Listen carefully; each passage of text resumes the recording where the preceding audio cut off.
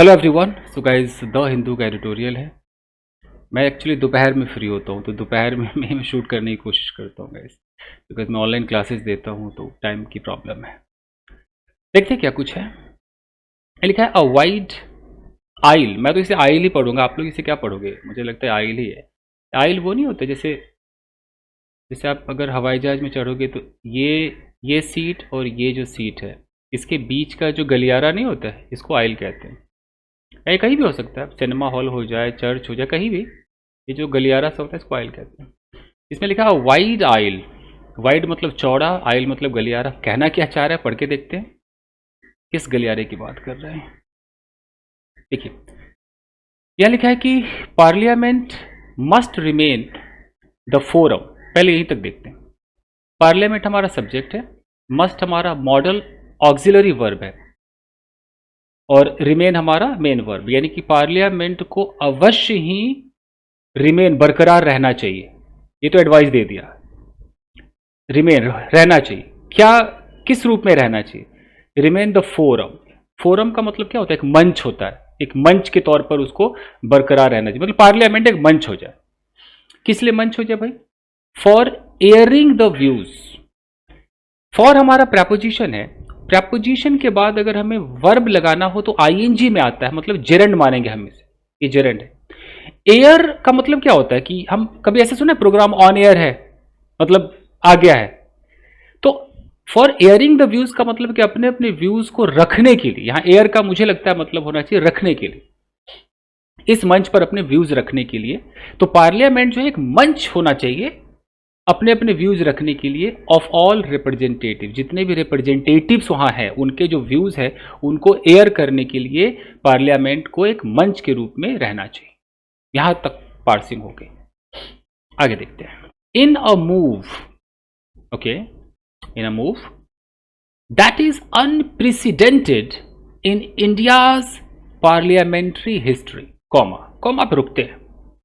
In a move, move का मतलब है एक कदम, एक स्टेप, एक एक कदम में, एक जो आपने कदम उठाया है। क्या कदम है आपका? That. In a move that is unprecedented. अब ये दैट हमारा क्या है? ऑफ कोर्स कंजंक्शन है, तभी तो यहां से क्लॉज बना रहा है। ये इस मूव को मॉडिफाई कर रहा है। कौन सा मूव? वो मूव जो कि अनप्रेसिडेंटेड है, जो कभी नहीं हुआ। अनप्रेसिडेंटेड का मतलब कि आज तक नहीं हुआ, अभूतपूर्व है। इन इंडियाज पार्लियामेंट्री हिस्ट्री, इंडिया के पार्लियामेंट्री इतिहास में ये जो कदम उठाया गया है ये कभी नहीं हुआ। क्या है भाई ऐसा? क्या स्टेप उठाया गया? Comma 60 members of the Rajya Sabha have expressed a loss of confidence in the chairman Jagdeep धनकर। रुकते हैं यहां पर। देखिए, हमारा सब्जेक्ट कौन सा है बॉस? 60 मेंबर्स, ये हमारा मेन सब्जेक्ट है। 60 मेंबर्स, किसके 60 members? Of the Rajya Sabha, Rajya Sabha के 60 मेंबर्स। ठीक है। अब ये जो हैव आया ना, ये जो हेल्पिंग वर्ब है, ये क्या राज्यसभा के लिए आया है कि 60 मेंबर्स के लिए आया है? ये सब्जेक्ट है, 60 मेंबर्स सब्जेक्ट है, तो 60 मेंबर्स के लिए यहां पर हैव आया है। यहां प्लूरल, यहां भी प्लूरल। 60 मेंबर जो हैं राज्यसभा के, उन्होंने एक्सप्रेस किया है, अपनी बात रखी है, जताया है। क्या एक्सप्रेस किया है? क्या दिखाया है? What expressed what? A loss of confidence in the chairman. अभी पूरा का पूरा आपका ऑब्जेक्ट हो गया, जो एक नाउन फ्रेज बन रहा है कि कॉन्फिडेंस की कमी, विश्वास नहीं है उनको। किसमें? चेयरमैन में यकीन नहीं रहा उनको। यहां कॉमा है, कॉमा के बाद लिखा है जगदीप धनकर, और फिर यहां से कॉमा है। तो ये जो है ना, इसे बोलते हैं एपोजिशन। ये इस चेयरमैन के बारे में इंफॉर्मेशन दे रहा है। कौन है चेयरमैन? जगदीप धनकर है चेयरमैन। तो जगदीप धनकर जो कि चेयरमैन है, उसमें राज्यसभा के 60 लोगों ने अपना कॉन्फिडेंस नहीं दिखाया है, बोला कि नहीं हमें इस पर भरोसा नहीं जी। ठीक है। अब आइए कलर चेंज करते हैं। अब यहां पर अचानक हु लगा हुआ है, फुल स्टॉप नहीं है। ये हु क्या है? यह है एक रिलेटिव प्रोनाउन। अब ये अपने बगल में, मतलब आप इससे जो सेंटेंस बनेगा वो क्या कहलाएगा? वो क्लॉज कहलाएगा। कौन सा क्लॉज? Adjective clause. कि who is also the vice president of India, यानी कि जो जगदीप धनकर हैं ये कौन है? ये इंडिया के उपराष्ट्रपति भी हैं। एक्स्ट्रा इंफॉर्मेशन हुआ कि नहीं हुआ? हुआ ना? चलिए, तो क्या सीखने को मिला कि भैया क्लॉज इसके अंदर आएगा, आपको इसके अंदर आपको नाउन फ्रेजेज आएंगे, प्रेपोजिशनल फ्रेजेज आएंगे, आएंगे। आगे देखिए, कलर चेंज करें। दीज मेंबर्स ऑफ पार्लियामेंट, यानी कि ये जो मेंबर्स हैं पार्लियामेंट के, फ्रॉम द अपोजिशन, ये अपोजिशन साइड से हैं, have given notice for a resolution. रुकिए, ये हैव क्यों आया? दीज मेंबर्स के लिए आया। ये मेंबर्स, ये आपका मेन सब्जेक्ट है। दीज मेंबर्स, ये प्लूरल है, यहां पर हैव प्लूरल आया कि ये जो मेंबर्स है कहां के हैं? पार्लियामेंट के। किस पार्टी से? अपोजिशन के हैं। इन मेंबर्स ने क्या किया है? Have given, present perfect tense है, नोटिस दिया है फॉर अ रेजोल्यूशन, एक प्रस्ताव के लिए, रेजोल्यूशन। अब ये कुछ ऐसे वर्ड्स होते हैं ना जो टेक्निकल वर्ड्स, मैं इसकी हिंदी क्या बोलूं? रेजोल्यूशन। एक रेजोल्यूशन के लिए, एक प्रस्ताव के लिए नोटिस दिया है। अब रेजोल्यूशन के बाद लिखा है seeking his removal from office. ये जो वर्ब प्लस आईएनजी है ना, इसे क्या बोलेंगे?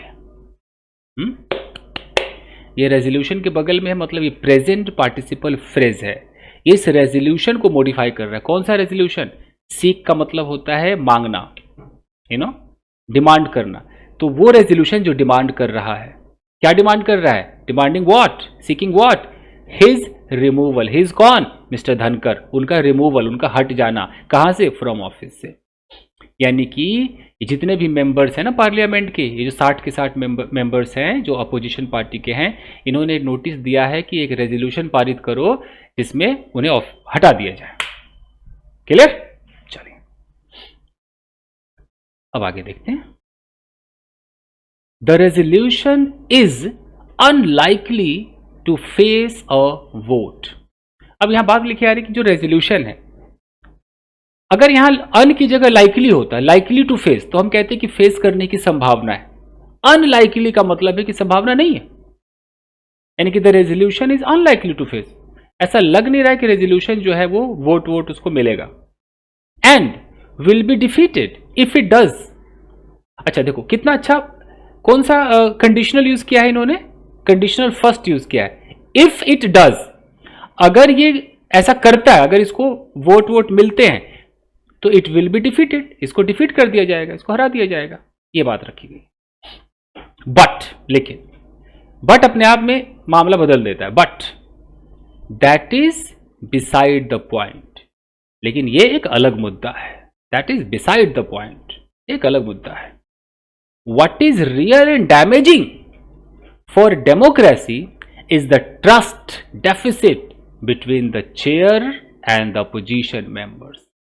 कितना अच्छा नाउन क्लॉज का यूज हुआ है। देखिए गाइस, ये जो आप देख रहे हैं ना, what is real and damaging for the democracy, ये यहां तक, ये कलर चेंज करके आपको मैं दिखाता हूं। पार्सिंग है ना, तो आपको सेंटेंस तो समझना होगा ना। ये जो व्हाट से शुरू हो रहा है ना, ये व्हाट क्या है? कंजंक्शन है। और what is real and damaging for the democracy, इतना बड़ा जो आप देख रहे हो ना, ये एक नाउन क्लॉज है जो सब्जेक्ट की तरह काम कर रहा है। और ये जो इज है ना, इस सब्जेक्ट का वर्ब है। सोचो, सब्जेक्ट के अंदर अपने आप में एक इज है, सब्जेक्ट के अंदर खुद में एक सब्जेक्ट होता है, खुद में एक वर्ब होता है। तो ये बहुत कमाल की चीज है नाउन क्लॉज। तो मैं इसकी हिंदी करता हूं कि व्हाट इज रियल, यानी कि जो रियल और डैमेजिंग है, नुकसान पहुंचा देने वाला है फॉर डेमोक्रेसी, डेमोक्रेसी के लिए वो क्या है? वो है द ट्रस्ट डेफिसिट, कि ट्रस्ट की कमी है जी।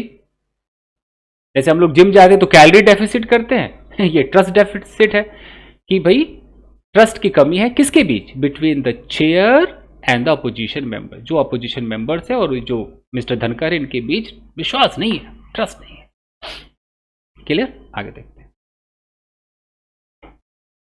मिस्टर धनकर्स रूलिंग्स, धनकर्स एपोस्ट्रॉफी लगा हुआ, मिस्टर धनकर के जो रूलिंग्स, यानी कि जो उनके फैसले रहे होंगे, रूलिंग्स रहे होंगे, उन्होंने जो दिया होगा ना ruling, and his public statements, और उनके जो पब्लिक स्टेटमेंट्स हैं, हैव बीन साइटेड। तो ये जो हैव बीन आया है मिस्टर धनकर के लिए नहीं आ रहा, मिस्टर धनकर के रूलिंग और पब्लिक स्टेटमेंट्स के लिए आ रहा है। तो सब्जेक्ट पहचानिए, सब्जेक्ट मिस्टर धनकर नहीं है, सब्जेक्ट मिस्टर धनकर का ये है, rulings and his public statement. अगर मैं कहता हूं कि Raju's brother has got married, तो भाई की शादी हुई है, राजू की शादी नहीं हुई। ओके, तो mister Dhankhar's rulings and his public statements have been cited, उनको साइट किया गया, हवाला दिया गया है बाय द अपोजिशन, अपोजिशन के द्वारा। क्या उनको हवाला दिया गया, क्या उनके बारे में कहा गया है? एज प्रूफ, कि ये प्रूफ है ऑफ हिज पार्टीशनशिप। पार्टीशनशिप का मतलब होता है पक्षपात, उनके पक्षपात का ये सबूत है। क्या सबूत है? मिस्टर धनकर के जो भी फैसले हुए हैं, पब्लिक में जो स्टेटमेंट दिया है, ये एक सबूत है कि भैया वो पक्षपात करते हैं। इन्हीं चीजों को साइट किया गया है। साइट का मतलब हवाला दिया गया है, बताया गया है। किसके द्वारा? अपोजिशन के द्वारा। किस रूप में? एक प्रूफ के रूप में। किस चीज का प्रूफ? ऑफ हिज पार्टीशनशिप, उनके पक्षपात होने का, कि पक्षपात करते हैं। ठीक है, चलो आगे देखें। Mister Dhankhar's decision to allow Bharatiya Janata Party MPs to speak on the subject of an adjournment motion that he himself had rejected on December 9 was the final trigger for the extreme step by the opposition. Oh my God! एक नया बच्चा भाग जाएगा, बोलेगा अरे हाथ जोड़ते भाई, ये कैसी इंग्लिश है, बट हम तोड़ेंगे। कहाँ जाएगा बचकर? क्या ये तोड़ते हैं? क्या कह रहा है? एक मिनट दीजिएगा, somebody has come. Yes guys, तो कहाँ पर थे? कहाँ पे थे हम? हाँ, मिस्टर धनकर्स डिसीजन, हाँ यहाँ पे आते हैं कि मिस्टर धनकर्स डिसीजन, यानी कि मिस्टर धनकर का जो डिसीजन, फैसला। अब डिसीजन के बाद आ रहा है टू अलाउ, ये हमारा इन्फिनेटिव है, यानी कि डिसीजन को मॉडिफाई कर रहा है। किस तरह का फैसला? To allow Bharatiya Janata party, Bharatiya Janata party को पर अलाउ कर देना। क्या अलाउ करना? टू स्पीक, बोलने की आज़ादी दे देना। ऑन द सब्जेक्ट, मुद्दे पर। कौन सा मुद्दा? Of an adjournment motion. अब कोई ये होगा, नाम है एडजर्नमेंट मोशन, कोई मोशन को बंद करना होगा, ऐसा कुछ टर्म है। इस पर उन्हें बोलने देना। दैट ही हिमसेल्फ, अब दैट यहां पर रिलेटिव प्रोनाउन है, जिसको ही हिमसेल्फ, उसने खुद ने ही, ये हिमसेल्फ यहां पर एम्फेटिक प्रोनाउन है, इसने खुद ने ही रिजेक्ट कर दिया था। हैड रिजेक्टेड ऑन December 9, 9 दिसंबर को रिजेक्ट कर दिया था। Was the final trigger for extreme step by the opposition, यही फाइनल ट्रिगर था। अब ये वॉज किसके लिए आ रहा है? बहुत ध्यान से देखिए कि ये वॉज किसके लिए आ रहा है। सेंटेंस अगर नहीं समझा तो फिर क्या समझे? न्यूज तो आप कहीं भी सुन लोगे, मेन सेंटेंस है। आपको, आपने ध्यान दिया कि मिस्टर धनकर्स डिसीजन, ये हमारा जो डिसीजन, जो सब्जेक्ट है ना, इस सब्जेक्ट का ये वर्ब नहीं लग रहा आपको? देखो तो, देख लो, decision was the final trigger. ये जो धनकर का फैसला है ना, यही फाइनल ट्रिगर था, यही ट्रिगर था, उकसाने वाला यंत्र था फॉर द एक्सट्रीम स्टेप, इस बहुत बड़े स्टेप का, बाय द अपोजिशन, अपोजिशन के द्वारा। इन्होंने जो स्टेप उठाया ना कि इनको भाई हटा दिया जाए, तो ये कदम जो इन्होंने उठाया है, वो कदम, ये उस कदम के पीछे क्या है? ये डिसीजन है, मिस्टर धनकर्स डिसीजन। क्या डिसीजन? कि भारतीय जनता पार्टी के एमपीज को ये लोग अलाउ कर रहे हैं बोलने के लिए उस सब्जेक्ट पर, एडजर्नमेंट मोशन पर, जिसको इन्होंने खुद ही रिजेक्ट कर दिया था 9 दिसंबर को। अब क्लियर है? चल, दीज मेंबर्स ऑल्सो सी, ये जो मेंबर्स है ये भी जानते, भी देखते हैं। सी का मतलब क्या? समझते हैं, जानते हैं, देखते हैं। तो ये मेंबर्स ये भी समझते हैं, देखते हैं, अमंग अदर थिंग्स, दूसरे चीज़ों के बीच में, अ पैटर्न, यानी कि किसको देखते हैं? अ पैटर्न को देखते हैं। ये जो मेंबर्स है ना, ऑल्सो सी अ पैटर्न, एक खास पैटर्न को ये लोग ऑब्जर्व करते हैं। किसका पैटर्न भाई? Of the leader of the opposition in the Rajya Sabha. Rajya Sabha में जो अपोजिशन का लीडर है, कौन है? कॉमा, मल्लिकार्जुन खड़गे, यानी कि मल्लिकार्जुन खड़गे वो लीडर है। तो उनका एक पैटर्न ये लोग ऑब्जर्व करते हैं। क्या पैटर्न है? Being disallowed. अब ये बीइंग क्या आ रहा है? यानी कि a pattern being disallowed, a pattern of a leader of the opposition in the Rajya Sabha Mallikarjun खड़गे बीइंग डिसअलाउड, यानी कि इनको डिसअलाउ किया जा रहा है, इनको अलाउ नहीं किया जाता है टू स्पीक। तो ये जो मेंबर्स है ये भी देखते हैं कि इनको डिसअलाउ किया जा रहा है। एंड मिस्टर धनकर publicly एम्प्लीफाइंग views of the government, और ये लोग ये भी ध्यान देते हैं, एंड के बाद है कि मिस्टर धनकर जो है पब्लिकली एम्प्लीफाइंग, वो पब्लिकली एम्प्लीफाई कर रहे हैं, बढ़ा कर बोल रहे हैं, एम्प्लीफाइंग द व्यूज को बड़ा करके बता रहे हैं, ऑफ द गवर्नमेंट के विचारों को ज्यादा बोल रहे हैं। And berating those of the opposition, berate का मतलब होता है क्रिटिसाइज करना, क्रिटिसाइज कर रहे हैं दोस्त, दोस्त का मतलब है views of the opposition, opposition के व्यूज को क्रिटिसाइज कर रहे हैं। मैंने कह तो दिया लेकिन आपके समझ में आया भी? सेंटेंस को तोड़िए बॉस, कैसे तोड़ेंगे? खुद देखिए ना, खुद सेंटेंस को देखिए, यहां से देखिए, दीज मेंबर्स, ये हमारा सब्जेक्ट है ना, ऑल्सो सी, ये देखते हैं, ये वर्ब है ना, ये मेंबर्स भी देखते हैं, ये तो चलो बीच में आ गया, अमॉन्ग अदर थिंग, दूसरे चीजों में वो ये भी देखते हैं, क्या देखते हैं? A pattern of the leader, leader के पैटर्न को देखते हैं, ऑफ द अपोजिशन, अपोजिशन का लीडर है, कहाँ पे है? इन द राज्यसभा, इसको देखते हैं, इसको देखते हैं, वो कौन है? मल्लिकार्जुन खड़गे, यानी कि इस लीडर के, मल्लिकार्जुन खड़गे के इस पैटर्न को देखते हैं। क्या पैटर्न है?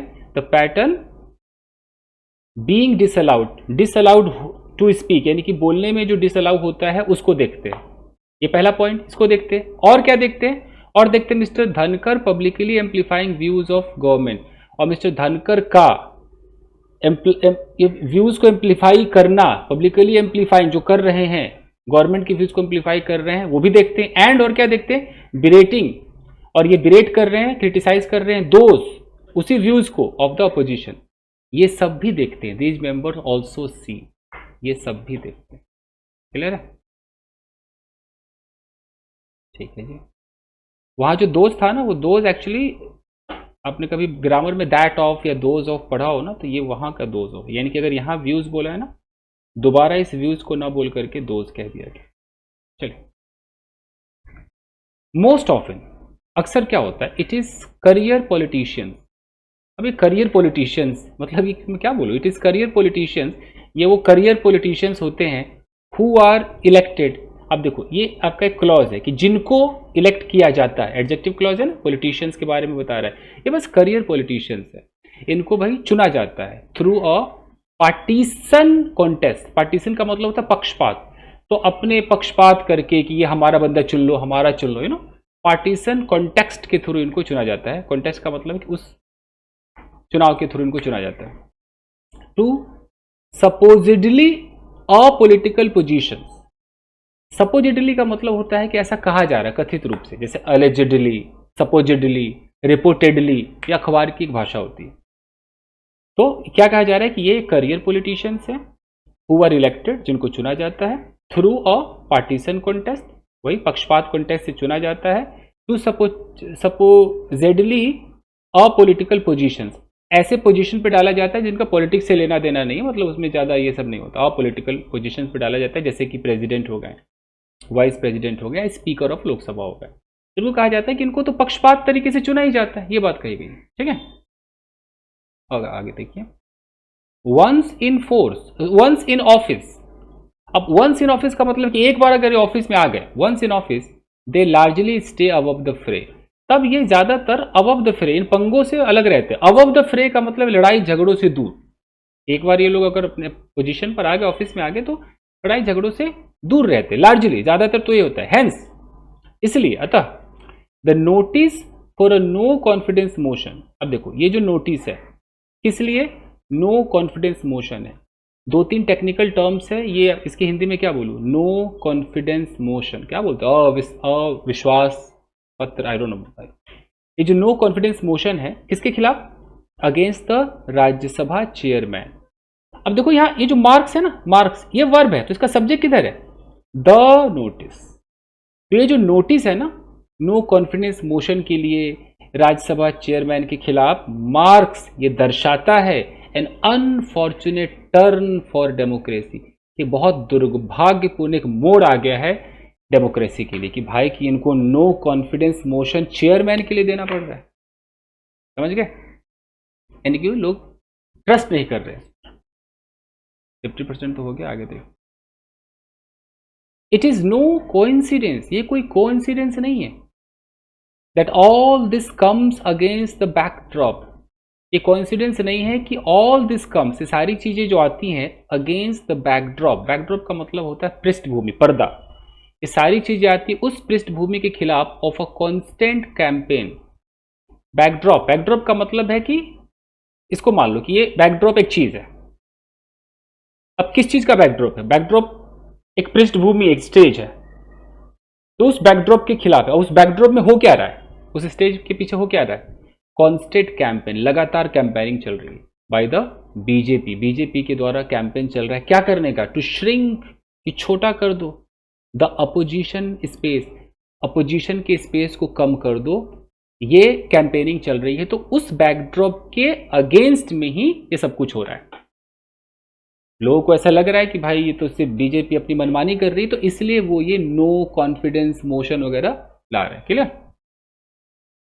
Criticism of the government is portrayed as an anti national act. तो कैसे सेंटेंस बोला, क्रिटिसिज्म हमारा सब्जेक्ट है कि जो बुराइयां हैं ऑफ द गवर्नमेंट, गवर्नमेंट की जो बुराइयां हैं, इज पोर्ट्रेट, प्रेजेंट इंडेफिनिट का पैसिव है, उसे पोर्ट्रे किया जाता है, उसे दिखाया जाता है किस रूप में, as an anti national act, कि वो भाई आप नेशनल एकदम देश के खिलाफ वाला एक्ट है, उसके रूप में दिखाया जाता है। एंड इंस्टीट्यूशंस, अच्छा anti national act and institution, अच्छा and institutions and individuals are often targeted through इंसुनेशन।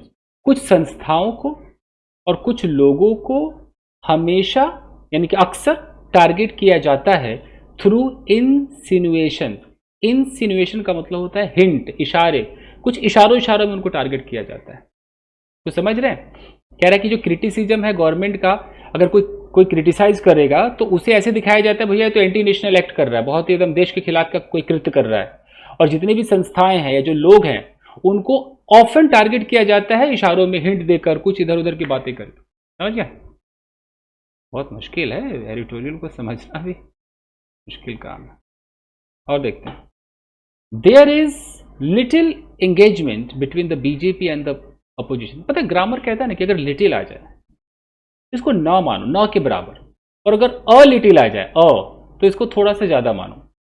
तो इसमें तो सिर्फ लिटिल है, मतलब न के बराबर।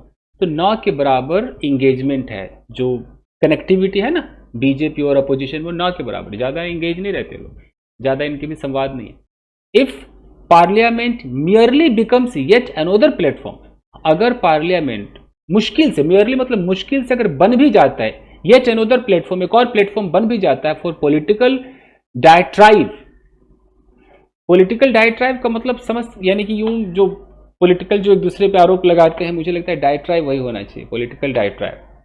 अगर एक मंच बन भी जाता है, मान लो, it will erode rather than reinforce democracy। तो अगर ऐसा हुआ तो इट विल इरोड, ये खराब कर देगा, हटा देगा, इरोड कर देगा, rather than reinforce democracy, democracy को और ये स्ट्रांग नहीं बनाएगा, रीइंफोर्स नहीं करेगा, और इसको छिन्न भिन्न कर देगा, इरोड कर देगा। ये है। एक और ना आप लोग ये डायट्राइव, पॉलिटिकल डायट्राइव आप ढूंढ लेना, या रुकिए मैं ढूंढता हूँ। एक्चुअली मैं ना ये ऑन द स्पॉट करता हूँ, मैं ये पढ़ता नहीं हूँ, मैं मेरे पास उतना वक्त नहीं है, तो मैं ऑन द स्पॉट करता हूँ। ज़्यादातर वर्ड्स मुझे पता होते, क्योंकि मैंने इतने सारे वर्ड्स अपने लाइफ में याद किए हैं, तो मुझे ज़्यादातर वर्ड्स पता होते हैं। कोई कोई नया होता है, जैसे डायट्राइव मेरे लिए न्यू है, बट देख लेते हैं। पॉलिटिकल डायट्राइव सुना तो है, बट देख लेते हैं वैसे। एक मिनट दीजिए। देखिए, एक डायट्राइव अभी मैंने ढूंढा है, ये डायट्राइव ही है ना, डायट्राइव का मतलब क्या है, forceful and bitter verbal attack. हाँ, वही बात है जो मैं कह रहा था, वर्बल अटैक अगेंस्ट समवन और समथिंग। अगर आप वर्बल अटैक करते हो, मतलब वही बुराई करते हो, तो पॉलिटिकली अगर करते हो तो पॉलिटिकल डायट्राइव। अच्छा वर्ड है ये, कोई बात नहीं, कई बार नए वर्ड से मिल जाते हैं। चलिए, तो हम कहाँ थे, तो अगर पॉलिटिकल डायट्राइव है, फिर से देख लीजिए, इफ पार्लियामेंट मियरली बिकम्स, अगर पार्लियामेंट मान लो मुश्किल से, मतलब गलती से बन जाता है, येट अनोदर प्लेटफॉर्म, एक और प्लेटफॉर्म बन जाता है फॉर पॉलिटिकल डायट्राइव, जहां पॉलिटिकली बुराइयां करोगे, तो it will Erode rather than reinforce democracy. Democracy को ये रीइंफोर्स नहीं करेगा, इसको बहुत मजबूत नहीं करेगा, इसको इरोड कर देगा, इसको बहुत क्षय पहुंचाएगा, इसको क्षति पहुंचाएगा। क्लियर। चलो अब आगे देखते हैं। The message from parliamentary proceedings to the citizenry, पहले देख लेते हैं। कितना बड़ा एक नाउन फ्रेज है यहाँ पे, देखिए बात किसकी हो रही है, मैसेज की हो रही है। द मैसेज, ये जो मैसेज है, कहाँ से मैसेज आ रहा है, फ्रॉम पार्लियामेंट्री प्रोसीडिंग्स, पार्लियामेंट की जो प्रोसीडिंग्स होते हैं, वहां जो चीजें चलती हैं, उनसे जो मैसेज आ रहा है, कहाँ पे जा रहा है, तो प्रेपोजिशन टू लगाया, कितना अच्छा फ्रॉम और टू का इस्तेमाल किया है। To the citizenry. सिटीजनरी मतलब जो पॉपुलेशन, जब सिटीजन्स कहते हैं ना, तो इससे सिटीजनरी होता है। सिटीजनरी का मतलब ग्रुप ऑफ पीपल, जो लोग हैं। तो ये जो पॉपुलेशन पे जो मैसेज जा रही है, शुड बी, ये होना चाहिए, should be what, that the government is sensitive to their voices. कितना चाहिए, नाउन क्लॉज लगाया है, शुड बी व्हाट, तो शुड बी दैट, ये दैट हमारा कंजंक्शन है। यह होना चाहिए कि द गवर्नमेंट, जो सरकार है, इज सेंसिटिव, बहुत सेंसिटिव है, टू देयर वॉइसेस, उनके आवाज के लिए, वो जो आवाज उठाते हैं उनके लिए बहुत सेंसिटिव है, ऐसा जाना चाहिए मैसेज। अब देखिए आगे, कलर चेंज करते हैं।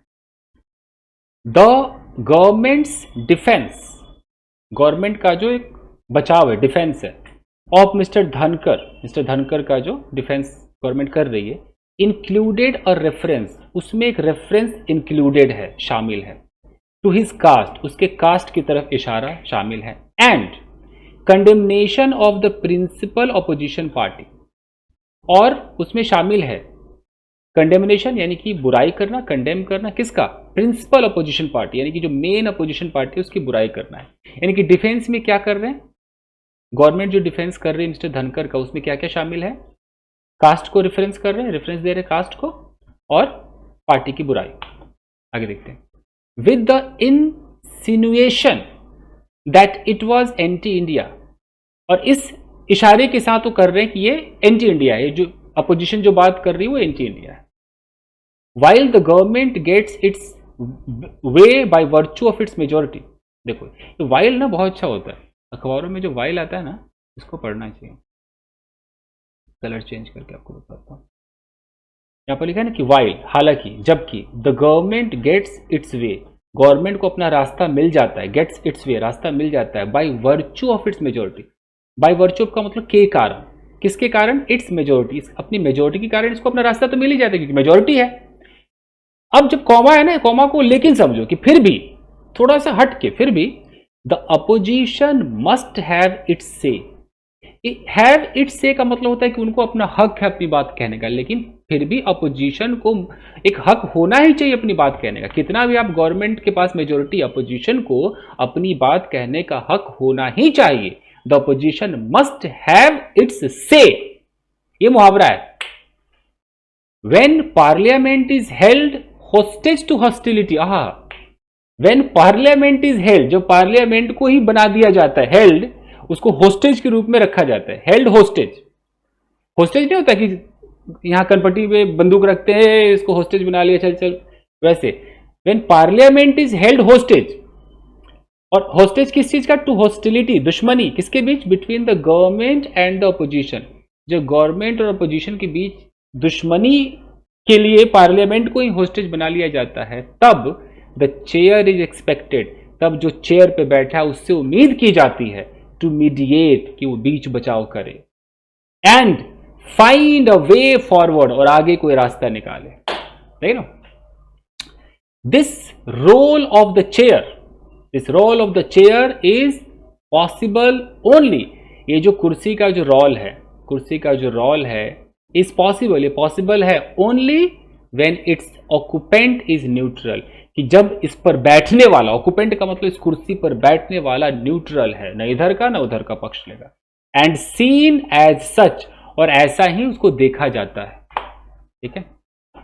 Regardless of the merit of the grievance, regardless का मतलब होता है कि इसकी परवाह किए बिना कि जो शिकायतें हैं उसकी मेरिट क्या है, कितना पावरफुल शिकायतें, इसकी परवाह किए बिना the chairman could take a proactive approach, chairman को अपने हिसाब से एक अप्रोच करना चाहिए, टू रीअश्योर हिज क्रिटिक्स, अपने क्रिटिक्स को ये भरोसा दिलाए, रीअश्योर करे, मतलब रीअश्योर करे that he is above the political fray, कि वो जो है वो पॉलिटिकल झगड़ों से परे है, दूर है, for the sake of institutional integrity, institutional जो इंटीग्रिटी है, ईमानदारी है, उसके लिए वो सबसे अलग है, ठीक है। यहां से बहुत चीज समझ में जैसे आपको नहीं आएंगी, जैसे प्रोएक्टिव अप्रोच क्या हो गया, तो ये तो रटना पड़ेगा। टेक्निकल टर्म का तो मैं कुछ नहीं कर सकता, ये तो आपको रटना होगा। प्रोएक्टिव अप्रोच हो गया, या क्या क्या वो लोग यूज करते हैं, कंस्टिट्यूशनल, इंटीग्रिटी, इंस्टीट्यूशनल, ये तो बने बनाए हैं, इनको हम बदल नहीं सकते। और इसकी हिंदी इतनी शुद्ध होती है कि आप हिंदी भी नहीं समझोगे, नहीं तो इंस्टीट्यूशनल इंटीग्रिटी, तो यही कह रहा है कि चाहे ग्रीवेंस कितना भी उसमें मेरिट हो, कितना भी अच्छा ग्रीवेंस हो, बुरा हो, chairman could take a proactive approach, वो ले सकता है अपनी तरफ से प्रोएक्टिव, अपने हिसाब से अपने तरीके से अप्रोच करेगा, ये रीअश्योर करने के लिए अपने क्रिटिक्स को, अपने बुराई करने वालों को बताएगा कि भैया वो पॉलिटिकल झगड़ों से अलग है, मैं अलग हूं, मुझ पर ये ना करो। ठीक है जी, चलिए गाइस, आई होप कि आपके समझ में पार्सिंग आ रही है। मिलते हैं अगले एपिसोड में। कई बार क्या होता है कि जैसे अभी एडिटोरियल मैंने ये बता दिया, तो कुछ जो लोग होते हैं कहते हैं कि सर हमें तो पॉलिटिक्स वाला न्यूज़ नहीं चाहिए, तो फिर हो सकता है दूसरा उनको चाहिए। लेकिन मेरा मकसद न्यूज़ नहीं है, मेरा मकसद अंग्रेजी के सेंटेंस तोड़ना है, चाहे मैं ऊपर वाला कराऊँ नीचे वाला कराऊँ, इसलिए मैं हमेशा ऊपर वाले को ही, इसको फर्स्ट को ही मैं कैच करता हूँ। थैंक यू गाइस, लाइक कीजिएगा।